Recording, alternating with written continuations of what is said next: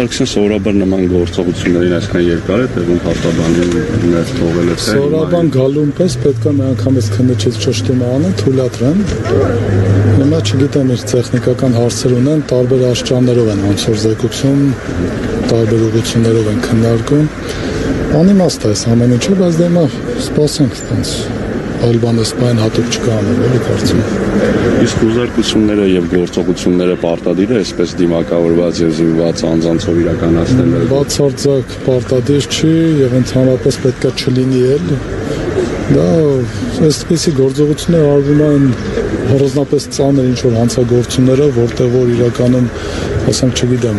զինված հանցագործների հետ կապված եղան։ Այստեղ ակնհայտ է, որ նման որևէ հարց չկա, բայց մեր երկրում սա արդեն պրակտիկա է դարձել, երբ որ ուզում են շոուն ապահովեն, այս տեսարանները միշտ լինում են։ Ձեզ այս պահին էլ որևէ տեղեկություն հայտնի չէ, թե ինչ գործի շրջանակներում է գործողություններ կատարվում։ Մանրամասներին անդրադառնամ, քանի դեռ խոզարկության որոշմանը չեմ ցանկացել։ Շնորհակալ եմ։